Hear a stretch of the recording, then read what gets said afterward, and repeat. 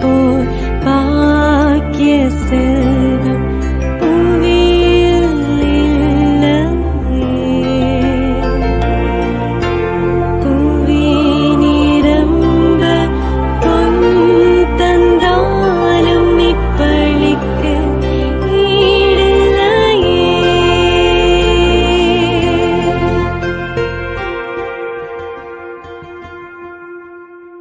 தந்தை மகன் தூயாவியாரின் பெயராலே ஆமென்.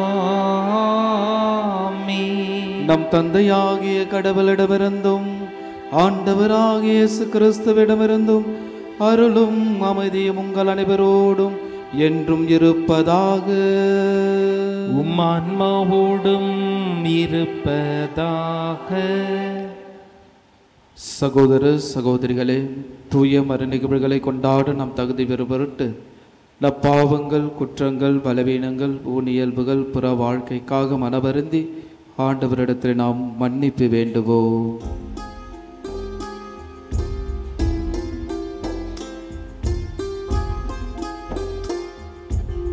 இரக்கத்தின் ஆண்டவரே, இம்மீது இரக்கம் வையும். இரக்கத்தின் ஆண்டவரே, இம்மீது இரக்கம் வையும். அளவில்லா இரக்கம் கொண்டவரே, அனுதினம் எம்மை ஆள்பவரே. இரக்கத்தின் ஆண்டவரே, இம்மீது இரக்கம் வையும். எல்லாம் வல்ல இறைவன் நம் மீது இரக்கம் வைத்து நம் பாவங்களை மன்னித்து நம்ம நிலை வாழ்வுக்கு அழைத்து செல்வாராக. ஆமென். மன்றாடுவோமாக.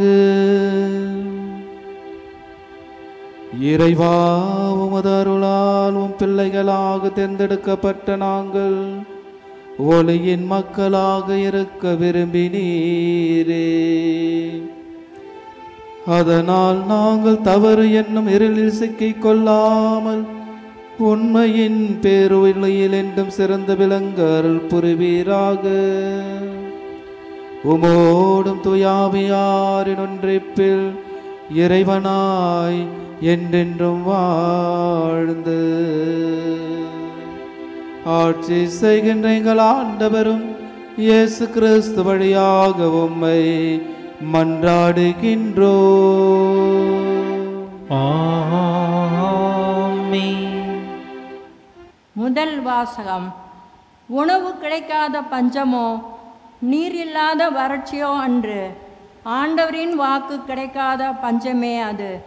இறைவாக்கினர் ஆமோஸ் நூலிலிருந்து வாசகம்.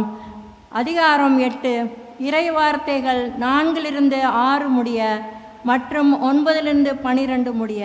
வறியோரை நசுக்கி நாட்டில் உள்ள ஒடுக்கப்பட்டோரை அளிக்கின்றவர்களே, இதை கேளுங்கள். நாம் தானியங்களை விற்பதற்கு அமாவாசை எப்பொழுது முடியும்? கோதுமையை நல்ல விலைக்கு விற்பதற்கு ஓய்வு நாள் எப்பொழுது முடியும்? மரக்காலை சிறியதாக்கி எடைக்கல்லை கனமாக்கி கள்ளத்தராசினால் மோசடி செய்யலாம். வெள்ளி காசுக்கு ஏழைகளையும் 2 காலணிக்கு வறியோரையும் வாங்கலாம். கோதுமை பதர்களையும் இருக்கலாம் என்று நீங்கள் திட்டமிடுகிறீர்கள் அல்லவா? தலைவராகிய ஆண்டவர் கூறுகின்றார். அந்நாளில் நண்பகலில் கதிரவனை மறையச் செய்து பட்ட பகலில் உலகை இருள் சூழ செய்வேன். உங்கள் திருவிழாக்களை அழுகையாகவும் பாடல்களை எல்லாம் புலம்பலாகவும் மாற்றுவேன். எல்லாரும் இடுப்பில் சாக்கு உடை உடுத்தவும் அனைவரின் தலையும் மலிக்கப்படவும் செய்வேன். ஒரே பிள்ளையை பறிகொடுத்தோர் புலம்புவது போல நீங்களும் புலம்புமாறு செய்வேன். அதன் முடிவு கசப்பு மிக்க நாளாய் இருக்கும். தலைவராகிய ஆண்டவர் கூறுகின்றார். இதோ நாள்கள் வரப்போகின்றன. அப்போது நாட்டினுள் பஞ்சத்தை அனுப்புவேன். அது உணவு கிடைக்காத பஞ்சமோ நீரில்லாத வறட்சியோ அன்று, ஆண்டவரின் வாக்கு கிடைக்காத பஞ்சமே அது. ஒரு கடல் முதல் மறு கடல் வரை வடதிசை முதல் கீழ்த்திசை வரை தேடி சென்று அங்கும் இங்கும் தள்ளாடி அலைந்து ஆண்டவரின் வாக்கை தேடுவார்கள், ஆனால் அதை கண்டடைய மாட்டார்கள். ஆண்டவர் வழங்கும் அருள்வாக்கு. இறைவனுக்கு நன்றி. திருப்பாடல் 119. மனிதர் அப்பத்தினால் மட்டுமல்ல, கடவுளின் சொல்லாலும் உயிர் வாழ்வர்.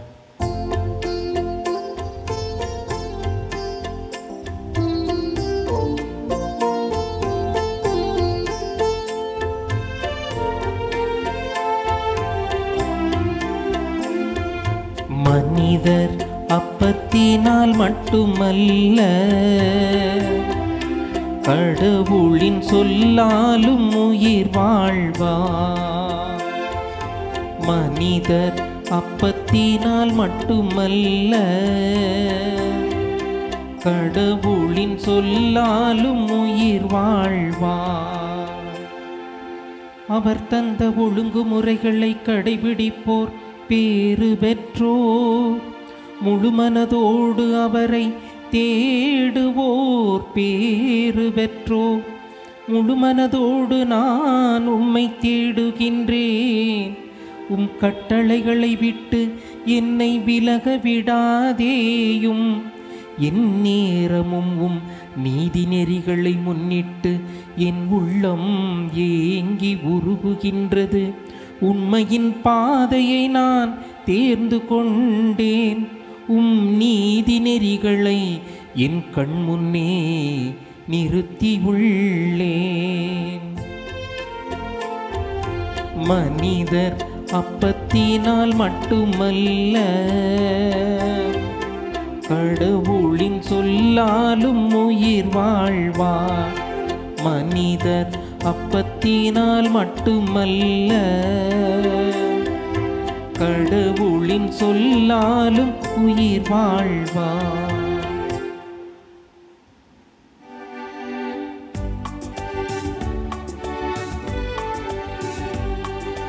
அல்லேலூயா, அல்லேலூயா, அல்லேலூயா, அல்லேலூயா, அல்லேலூயா, அல்லேலூயா, அல்லேலூயா, அல்லேலூயா. பெரும் சுமை சுமந்து சோர்ந்திருப்போரே, என்னிடம் எல்லோரும் வாருங்கள், நான் உங்களுக்கு இளைப்பாறுதல் தருவேன் என்கிறார் ஆண்டவர். அல்லேலூயா, அல்லேலூயா, அல்லேலூயா, அல்லேலூயா. ஆண்டவர் உங்களோடு இருப்பாராக. உம் ஆன்மாவோடும் இருப்பாராக. மத்தேயு எழுதிய தூய நற்செய்தியிலிருந்து வாசகம். ஆண்டவரே, மாட்சி உமக்கே.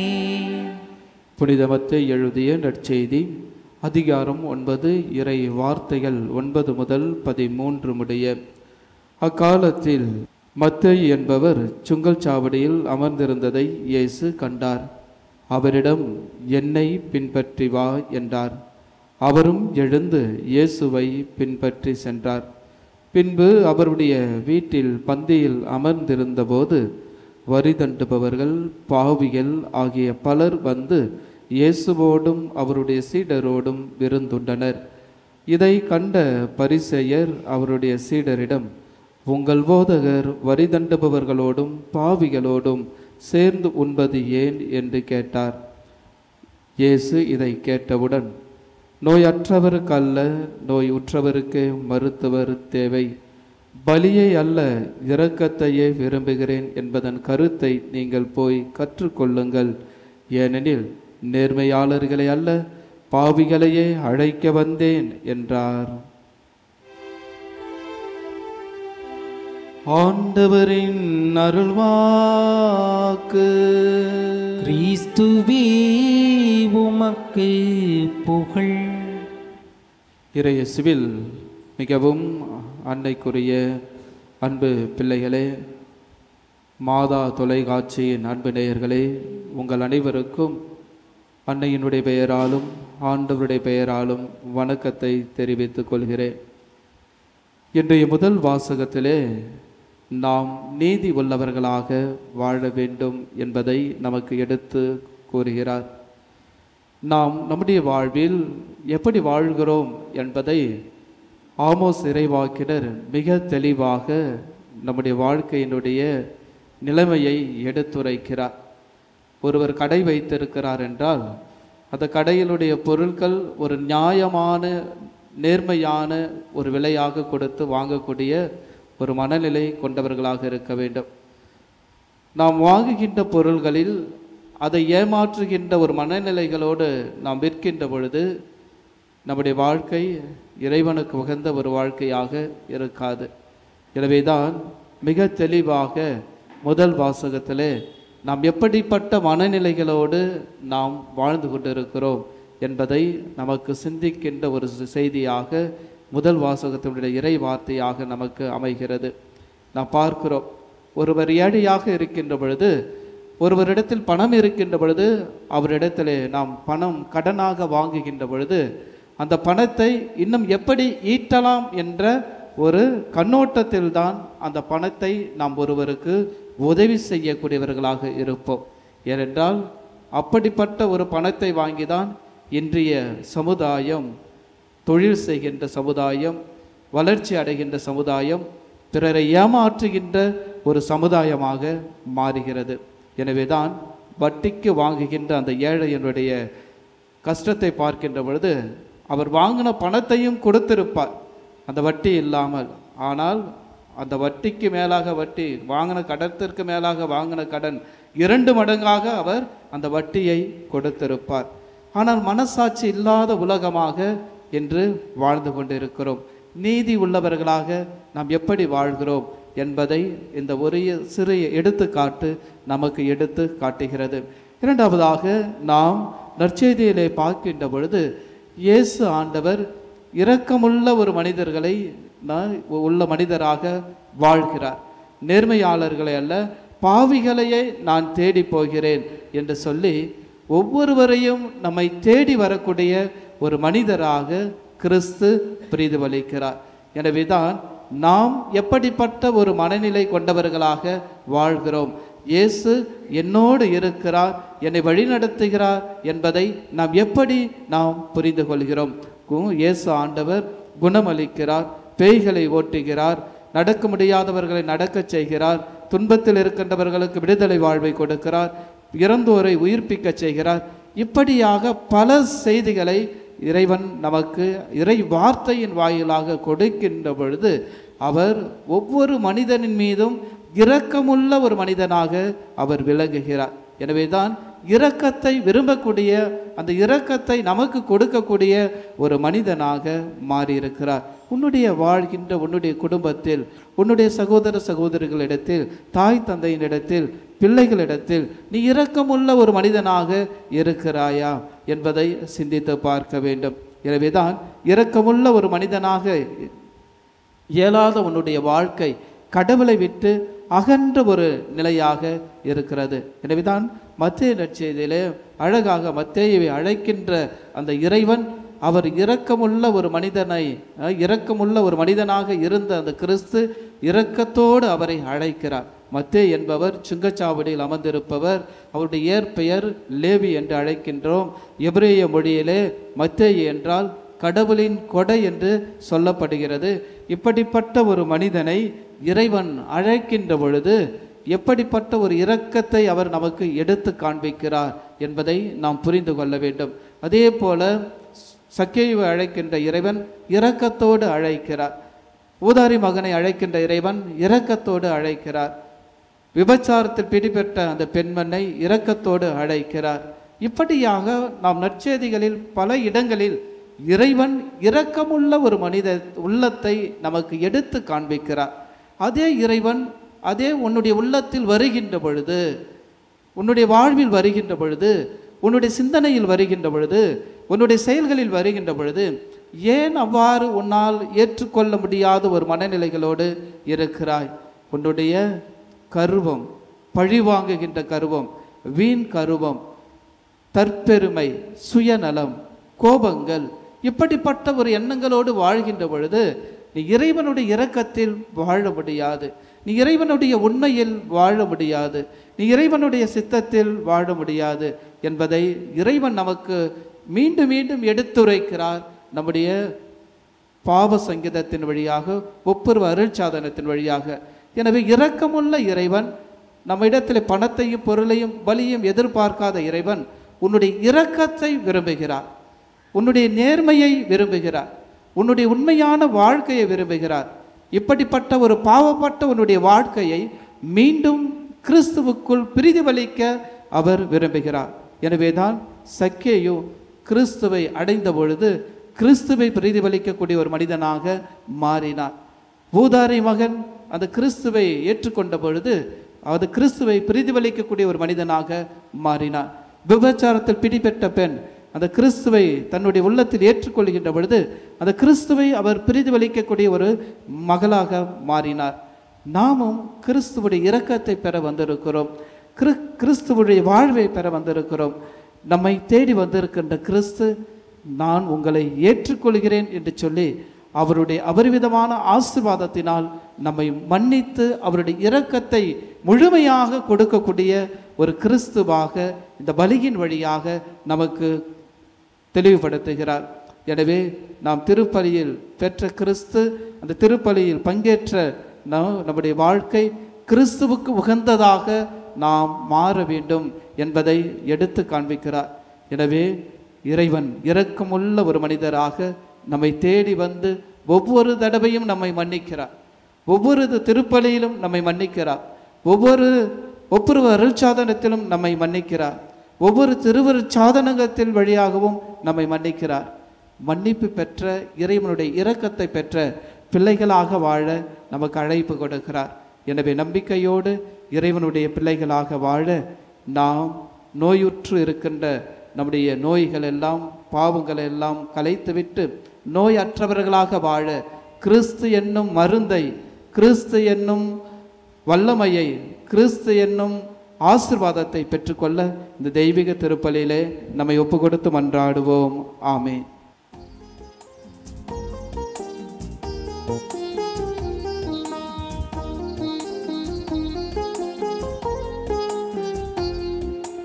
பலியை அல்ல இரக்கத்தையே விரும்புகிறாய், பாவி எந்தன் உள்ளத்தையே கேட்கிறாய். தருகிறே இதோ தருகிறே, தருகிறே இதோ தருகிறே.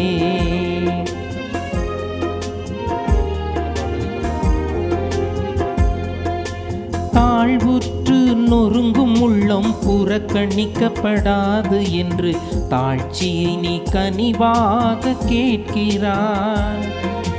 தாழ்வுற்று நொறுங்கும் உள்ளம் புறக்கணிக்கப்படாது என்று தாழ்ச்சியை நீ கனிவாக கேட்கிறாய்.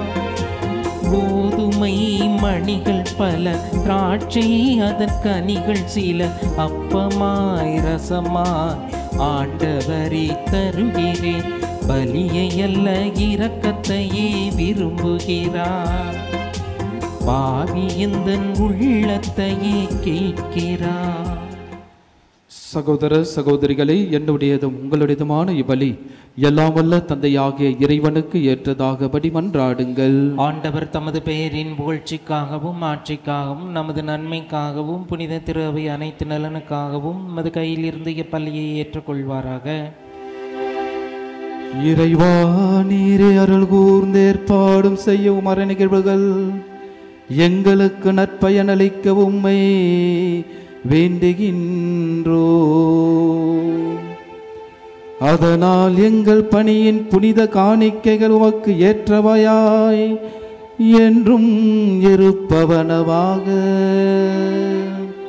எங்கள் ஆண்டவராகிய கிறிஸ்து வழியாக உம்மை மன்றாடுகின்றோ.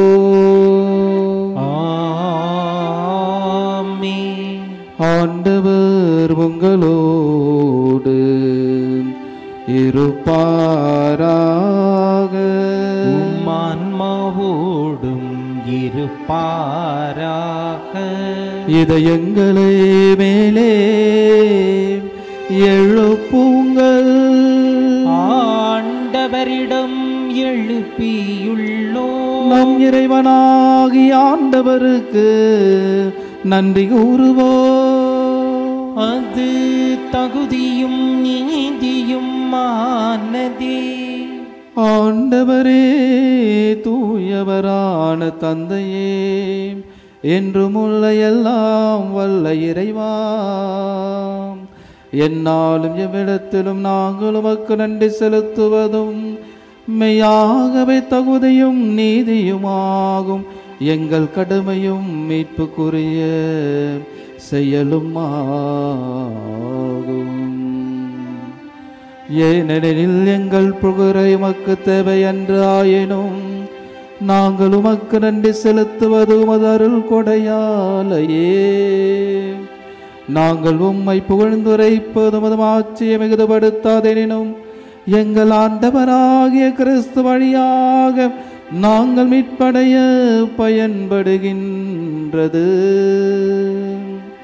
ஆகவே வானதூத திரளாரோடு ஒன்று சேர்ந்து நாங்களும் உம்மை புகழ்ந்தேத்தி மகிழ்ச்சியுடன் அறிக்கையிட்டு நாங்கள் ஒரு குடும்பமாய் பாடுவதாவது: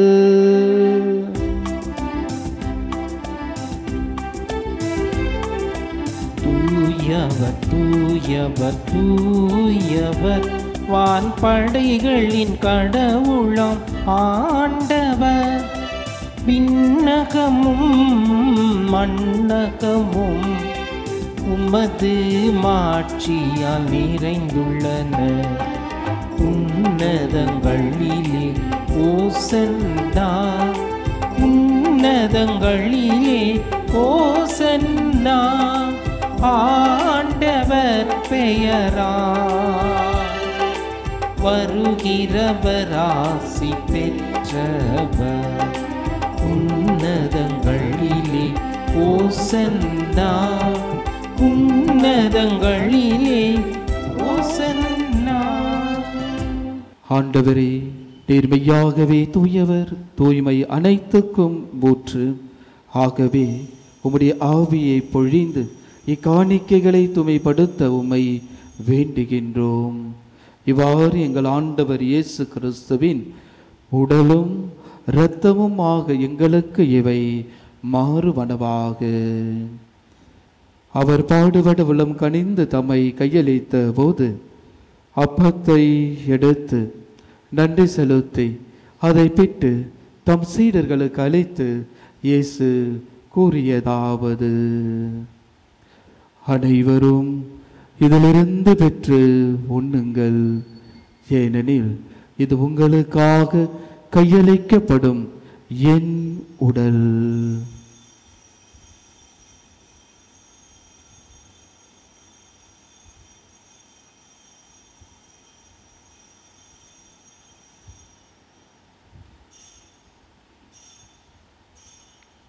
அவனமே இரவு விருந்தை அருந்திய பின் கிண்ணத்தையும் எடுத்து மீண்டும் உமக்கு நன்றி கூறி தம் சீடர்களுக்கு அழைத்து இயேசு கூறியதாவது: அனைவரும் இதிலிருந்து பெற்று பருகுங்கள், ஏனெனில் இது புதிய நிலையான உடன்படிக்கைக்குரிய என் இரத்தத்தின் கிண்ணம். இது பாவ மன்னிப்புக்கென்று உங்களுக்காகவும் பலருக்காகவும் சிந்தப்படும். இதை நினைவாக செய்யுங்கள்.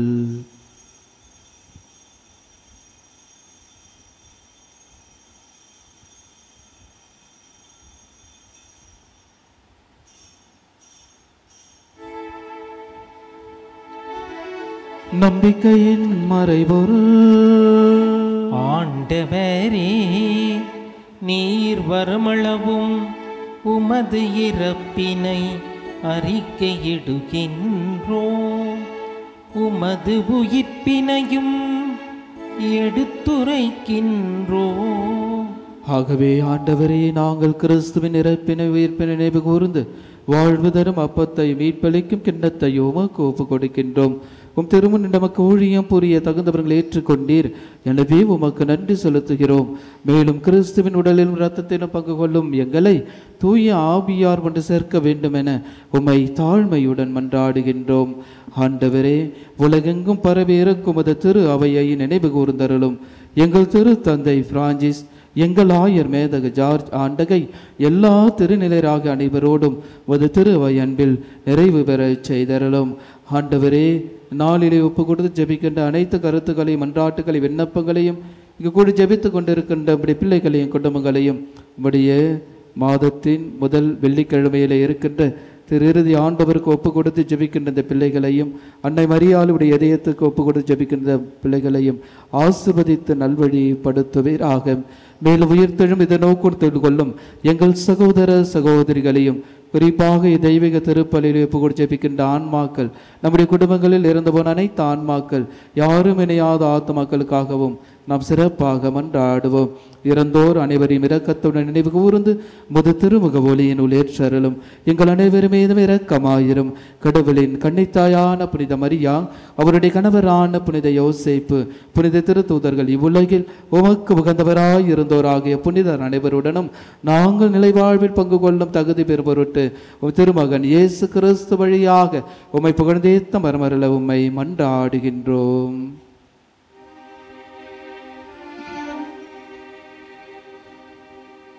இவர் வழியாக இவரோடு இவரில் எல்லாம் வல்ல இறைவனாகிய தந்தையே, தூய ஆவியாரின் ஒன்றிப்பில் எல்லா புகழும் மாட்சியும் என்றென்றும் உமக்கு உரியதே. ஆமென், ஆமென், ஆமென். மீட்பரின் கட்டளையால் கற்பிக்கப்பட்டு இறை படிப்பினையால் பயிற்சி பெற்ற நாம் துணிந்து சொல்லுவோம். விண்ணுலகில் இருக்கின்ற எங்கள் தந்தையே, உமது பெயர் தூயது என போற்ற பெறுக. உமது ஆட்சி வருக. உமது திருவுளம் விண்ணுலகில் நிறைவேறுவது போல மண்ணுலகிலும் நிறைவேறுக. எங்கள் அன்றாட உணவை இன்று எங்களுக்கு தாரும்.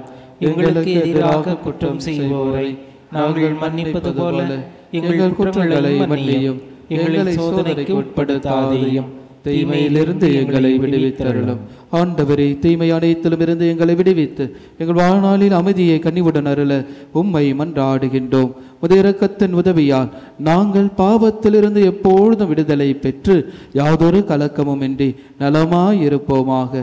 நாங்கள் எதிர்நோக்கி இருக்கும் பேரின்பத்துக்காகவும் மீட்பராகிய இயேசு கிறிஸ்துவின் வருகைக்காகவும் காத்திருக்கின்றோம். ஏனெனில் ஆட்சியும் வல்லமையும் ஆட்சியும் என்றென்றும் அதே. ஆண்டவரே இயேசு கிறிஸ்துவே, அமைதியை உங்களுக்கு விட்டுச் செல்கிறேன், என் அமைதியை உங்களுக்கு அளிக்கிறேன் எனும் திருத்தூதர்களுக்கு மொழிந்தேரேன். எங்கள் பாவங்களை பாராமல் முது திரு அவையின் நம்பிக்கையை கண்ணோக்கி முது திருவுளத்துக்கு ஏற்பதற்கு அமைதியை ஒற்றுமையும் அளித்தருள திருவுளம் கொள்வீராக. என்றென்றும் வாழ்ந்து ஆட்சி செய்கின்றவர் நீரே. ஆமென். ஆண்டவருடைய அமைதி உங்கள் அனைவரோடும் என்றும் இருப்பதாக. ஆன்மாவோடும் இருப்பதாக. ஆண்டவர் இயேசு தருகின்ற அமைதியை ஒருவரோடு ஒருவர் மகிழ்ச்சியோடு பகிர்ந்து கொள்வோம். அமைதி. உலகின் பாவங்களை போக்கும் இறைவனின் செம்மறியே, எங்கள் மேல் இரக்கமாயிரும். உலகின் பாவங்களை போக்கும் இறைவனின் செம்மறியே, எங்கள் மேல் இரக்கமாயிரும்.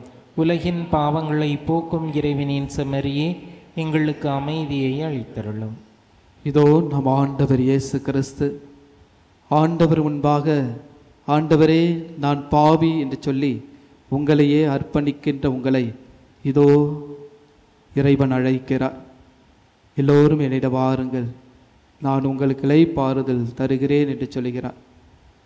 இதோ அவருடைய வார்த்தையின் வாயிலாக நம்மை அழைக்கின்ற இறைவனுக்கு உகந்தவர்களாக நாம் அழைக்கப்பட்டிருக்கிறோம். இதோ இறைவனின் செம்மறி, இது உலகின் பாவங்களை போக்குபவர்.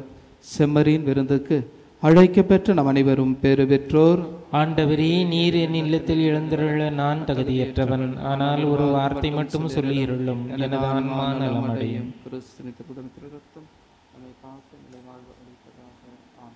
நன்றி கூறி மன்றாடுவோமாக. ஆண்டவரை, நாங்கள் ஒப்பு கொடுத்து உணவாக உட்கொண்ட இப்புனித பலிபொருள் எங்களுக்கு வாழ்வளிக்க உம்மை வேண்டுகின்றோம். இவ்வாறு நாங்கள் முடிவில்லா அன்பினால் உம்முடன் ஒன்றிணைக்கப்பட்டு என்றும் நிலைத்திருக்கும் கனித்தரு அருள்வீராக. எங்கள் ஆண்டவராகிய கிறிஸ்து வழியாக உம்மை மன்றாடுகின்றோம்.